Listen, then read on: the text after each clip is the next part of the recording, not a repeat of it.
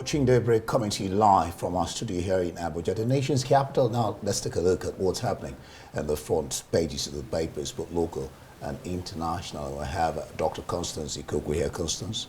Yes, good morning once again. To look at the newspapers with us this morning, we have Igor Akeraga. He is a member of the Nigerian Guild of Editors. Thanks for joining us. And hello there, welcome to the program. We'll begin with this day newspaper.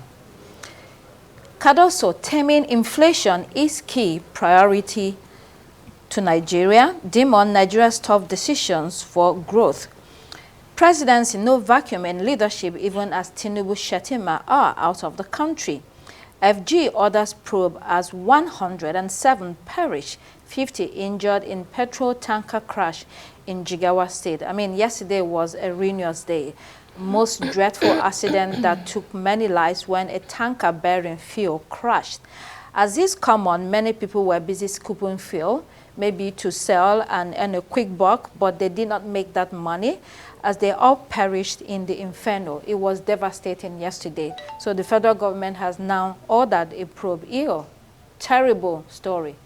Yes, it is. A very sad day. This is a recurring decimal across the country where you have many of these tankers rolling over, and then people, apparently because of the level of suffering that most Nigerians are facing in the country now, they just go in there to scoop fuel. Sometimes even when trucks fall down, bearing goods, biscuits, soft drinks and all of it. You just see Nigerians, besieging such vehicles and then trying to help themselves. The worst case is when you then have these fuel tankers, tankers that are fully loaded with fuel, turning over, people dashing in there with buckets and plastic containers to scoop fuel. That was a very sad one for the country yesterday. It's not the first time. I doubt if it's going to be the last time. The worrisome part of it is we are usually not prepared for some of these incidents. They come, and then people die, statements are made, and then we move on, and then the next one happens. It's really, really, really a sad one yesterday in Jigawa State. There will be discussion about the state of those tankers that go across the country carrying whether it's fuel and trucks generally, all sorts of goods. That's one. Then number two, the drivers themselves that are in charge of those vehicles. Are they in the right state of mind? And then number three, who owns all of these tankers? And then it's also a reflection of the level of poverty in the country. Well, they say that when I forgot how to put it, but when you don't know what a thing is for, abuse becomes inevitable. This, like Igor said, is a recurring decimal, and the government has said again, which is what often comes up: let's do an investigation. The point is this, and it's as simple as ABC. When you don't have a deterrent for offenses like this, when human lives are not valued, this is what you get. No deterrent. This occurs, you hear cases of trailer falling off the bridge and falling on cars and people dying, and that becomes the end of the story. So there's a lack of concern for human life. When somebody dies, maybe a father or a mother, there's a ripple effect. The children, relatives, people that depend on the person. And so when there is a deterrent, call a spade, not an agricultural instrument, even though it's that, but point to the major issue. Let there be punishment, whoever is concerned. By the time these things are done, the people who have these trailers or these trucks will know to handle it well, make sure it is well secure. Try to prevent. He said prevention is better than cure. Yeah. Right. New Telegraph. AFCON qualifier fiasco. It's a lie. We didn't apologize to Libya. FJ clarifies. Again, that story on Jigawa, over 100 people burnt to death. Fund to eliminate complex check-in procedures at airports. That would be good news to Nigerians. It's usually a harrowing experience going through the airports, especially the international ones. Senate dismisses impeachment rumor against leadership. Hardship, reverse fuel hike. cooking gas price now, reps tell federal government. The House of Representatives members say these higher prices threaten job security. And they are right. It's obvious that the impact of this rise, whether it's on cooking gas, on petrol, is disastrous for the country. Iyo. Well, this is coming at a time that Nigerians have waited for clearly so long. But it is good that the House of Reps has taken this up. Yesterday, House Minority Leader Kingsley Shinda, I think from Rivers State, and supported by the Deputy House Minority Leader, took up the matter yesterday very strongly. And I'm sure most Nigerians will be applauding those two gentlemen who represent the minority party in the House of Reps. There is no doubt at this point that Nigerians really have gotten to their wits' end. Everybody is completely tired of this flip-flop that is coming from the federal government. There appears to be no end. And so what the House of Reps is proposing yesterday is a complete reversal of the current increase. Actually clearly asking the federal government to deal with the issue of global oil price volatility and how it's affecting inflation back home here in Nigeria, and then, of course, driving up the poverty level of most Nigerians. So it's good news. The other side of it is the federal government going to reverse the current price. We also saw the CEO of JP Morgan, his counsel, his advice to Nigeria, really.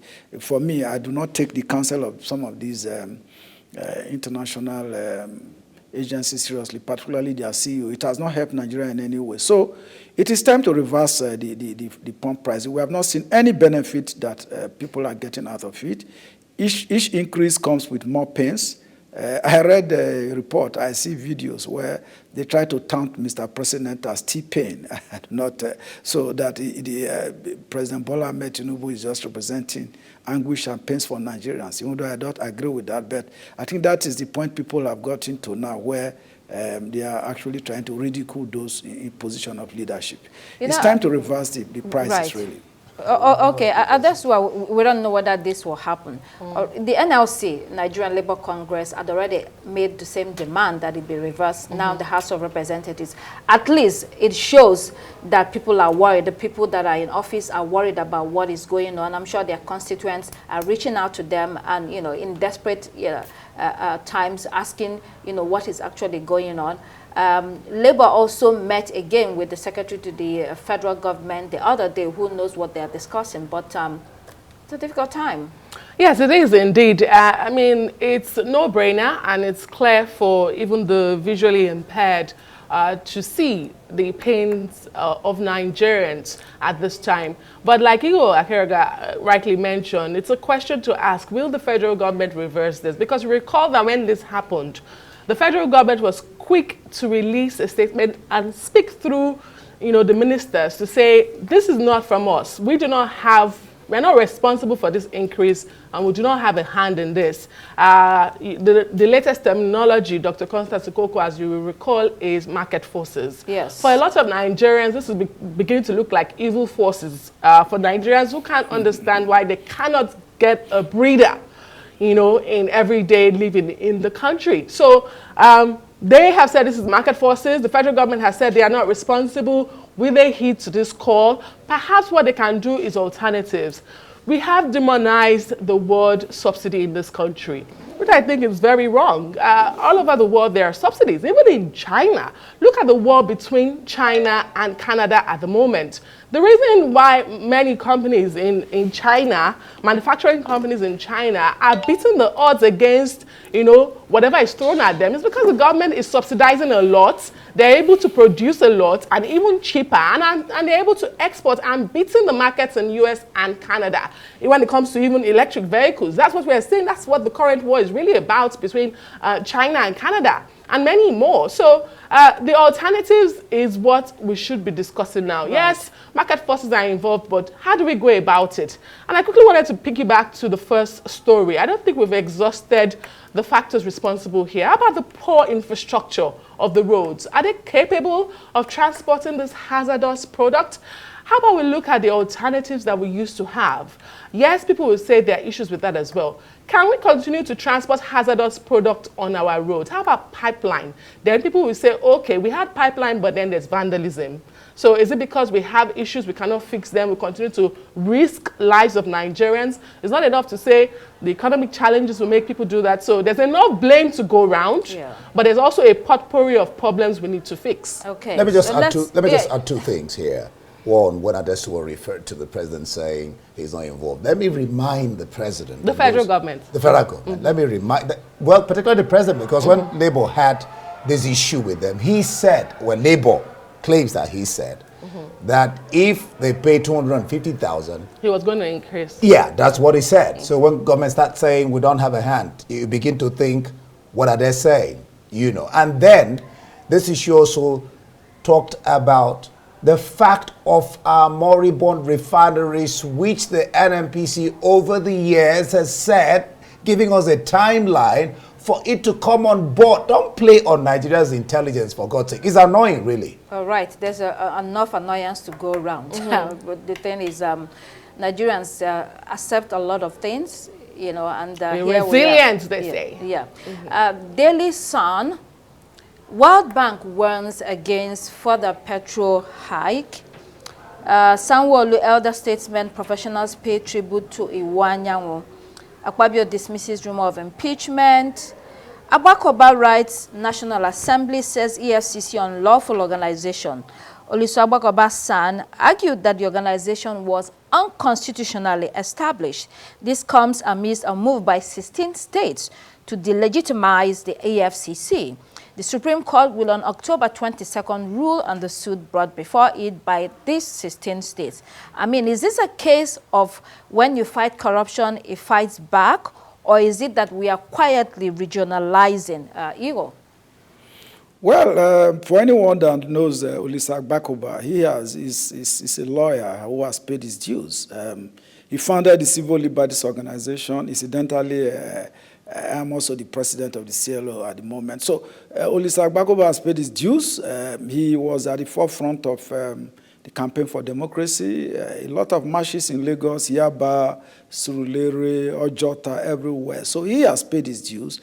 He's a senior advocate of Nigeria, a former president of the Nigeria Bar Association. He rarely speaks, but each time he speaks or he writes on national issues, particularly those that borders on, the vital role of the Constitution, he does make great points and make great marks. I think what Olisa Agbakoba is talking about here is the EFCC as a federal institution established by the federal government. If indeed Nigeria is a federal republic with federating units, can we say, for example, as he has also argued in his letter, can anyone rightly say that once the federal government establishes an agency, it has powers over the states? That is the confederated units, in this case, the subnationals. So that is a matter that I'm sure could get to the Supreme Court for interpretation. But like you rightly mentioned, it would appear gradually people have become very conscious, and the need to devolve power from the center to the states, that call is becoming more strident and it is becoming louder. So this one is one lead call that is going to gain traction and attention. The Supreme Court judgment, it's by the corner, October 22nd. I think it's going to open a floodgate of so many things. If you say the federal bodies are not legitimate, you might as well delegitimize INEC and the rest of them. The Guardian this morning, opposition in disarray as internal crisis batter PDP, LP, and NPP. Senate probes impeachment rumor as presidency declares no leadership vacuum. You need consistent policies to attract foreign capital, JP Morgan tells Nigeria. 40 CSOs seek dismissal of governor's suit against EFCC and FIU. So 40 CSOs are saying to the state governors, this suit against the EFCC should not be. I mean, let's look at the opposition in disarray. This is the current state of affairs in the country generally. Instead of being a serious opposition to the ruling government, these parties are busy battling with internal problems. What do you make of this, Igor, or that is happening within the parties? Well, it's unfortunate with the crisis, but affecting the opposition political parties, the PDP, Labour Party, and NPP. That puts most Nigerians really who will expect the opposition parties to aggregate their own interest and defend their interest, leaving Nigerians to be holding the shorter end of the stick. And of course, the space is then left very wide open now for the ruling party to ride roughshod. That is why we have seen these economic policies that have gone unchallenged, very drastic economic policies that have further deepened the multidimensional poverty level that Nigerians have found themselves. So with the crisis in the PDP, you see what is happening in Rivers State. It's almost intractable. On a day, a court will rule that the 3 or 4 pro-Fubara lawmakers are the legitimate representatives of the Rivers people. The next day, you see another court ruling that the Amaiwule-led side of that are loyal to Wike are the legitimate organ. So all of that is affecting the PDP. And at the national level, you see the acting national chairman, Damagum, still holding on. And the chairman of the PDP governors forum, the Bauchi state governor, wading in along with the other governors. So they are very busy trying to resolve the internal crisis battling the PDP, whilst not being able to put their hands together to deal with national issues as it affects Nigeria. Same with the Labour Party, Peter Obi factor. It is not really Peter Obi now. It's about the chairmanship position of the Labour Party, where you have the embattled Labour Party chairman that the Supreme Court have said that he's the right, the court have said he's the right person to be the chairman of the Labour Party. Okay. The NNPP is having its own fair share of crisis. So the parties, as the papers reported this day, really, they are having a hectic time trying to solve their internal problems. Okay, let's look at the international headlines. Daily Graphic. Abysmal Black Stars need rescue after 42 years trophy drought. Ghana is sitting on the edge of an embarrassing exit from Africa's Premier Football Cup, Africa Cup of Nations. With just 2 points from the maximum 12 points, Black Stars are currently languishing in 3rd place in the Group F behind Angola. Ndi, take it away. This is your This is really painful for Ghanaians for it to appear on the front page of the Daily Graphics. Out of 4 times 3 is 12. Out of 12 points, Ghana has just garnered 2 points, and Ghana used to be, and there still is, a competitor with Nigeria, its neighbors. Well, many points were raised. The question of coach not having his system cut out, the question of complacency from the players, and then the players at the international level, people like Kudus, people like Semenyo of Bournemouth, who do quite well in their team. But when it gets to the national team, unlike what we saw of Messi, they seem to lack a bite. And then the defense were just so frail that Sudan, even though there are no minors in football anymore, that's where complacency comes in. And lack of cohesion, is it just me? The team doesn't look like, that was that was one of the points raised, and that borders on the coach and then the player. They also talked about the players' mentality and team spirit.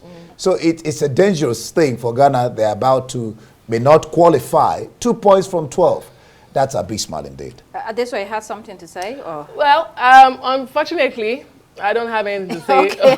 You're a football fan. Yes. I am a football fan. Yeah. As long as Super Eagles are in it and Arsenal is making me proud, I'm good. All right. But unless the Black Stars win their next 2 matches, then clearly they are out of That's the point. That's the point. Well, if they don't win their next 2 matches, they are out. And the Black Stars is a powerhouse in African football. How are the mighty falling? I think that's the way people look at it. Well, seemingly not so now. But in this current form, winning the next 2 matches does look like they need a miracle for that to happen. All right. The confidence is very low. Yeah.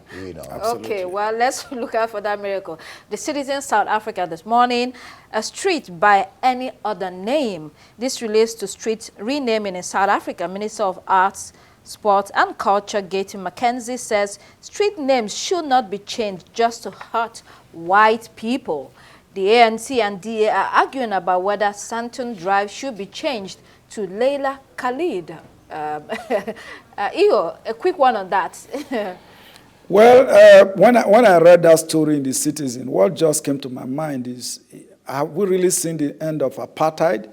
Are we now having black apartheid in South Africa with the end of white minority rule? It would appear as if black South Africans want to have it all. They just want to completely erase the memories of apartheid in their country, where some streets are still named after white South Africans. So, but I think as South Africans are arguing, this is becoming political, and I think most Africans will be looking at it that way. It is now an integrated country. There's inclusive democracy in South Africa, and I just think it should be give and take. You can't just, people who have contributed to South Africa, whether they are whites or blacks, and streets have been named after them, I think those streets should be allowed to stay. Well, I guess, they're trying to undo some historical injustices, and so you see those underlying tensions that still exist. Financial Times, Trump boost. Musk donates $75 million to bid. Elon Musk is betting big on Donald Trump in this election. He's a fan of Trump and does not apologize for it. And he's voting with his money big time. Adesua, what do you make of this? I love people who put their money where their mouth is. Elon Musk has not hidden his love for Donald Trump. He has described this election as a must-win for a Republican, and his money is on Trump. You recall that earlier this month, he even appeared on stage in Pennsylvania with Trump. So, the world's richest man is all big in politics, and he says that it has to be Trump. Let's see how much this money can push Trump to the White House. And I wonder if Trump fails, do you think this hurts Elon Musk? Maybe not. I really don't think so. And even if it hurts him, something about Elon Musk is he keeps bouncing back. Right. It's just like a yo-yo. Yeah. Right. Okay. Daily Mail, Labour's poll task. Business fury at risk plan to increase national insurance contributions. This is being likened to Margaret Thatcher's hated poll tax on individuals, which led to riots in 1990 and brought down her premiership. Are we nearing those sorts of riots? Over taxation can backfire, Ndi? Well, she's getting a vehement criticism for this particular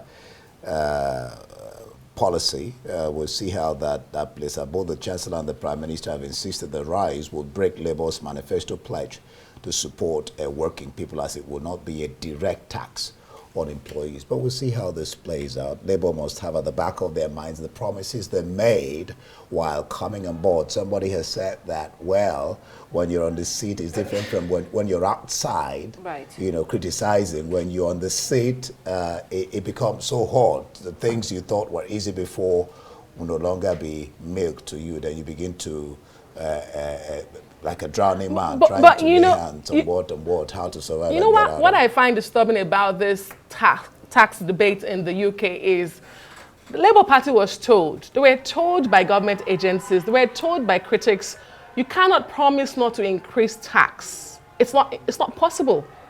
And so they promised during the campaigns, we're not going to do income tax, we're not going to increase tax. But here we are, 100 days into government. Criticizing them, they were going to tax Britons out of their seats or their homes. Well, I mean, that was one of the criticisms against Labour. They're trying to balance the budget. They have a big hole, and they're trying to make up for that. Well, that's all we have this morning on the newspaper review. Yeah, thank you so much, Dr. Constance Ikoku, and of course, Igor Akerega. Thank you for being here this morning on Daybreak, early to rise. Thank you for watching. You're out there. I am Ndi Amugu. Thanking you for watching. The morning show is next on our bill. Bye. Indeed. I'm Adeso Moran. Good morning.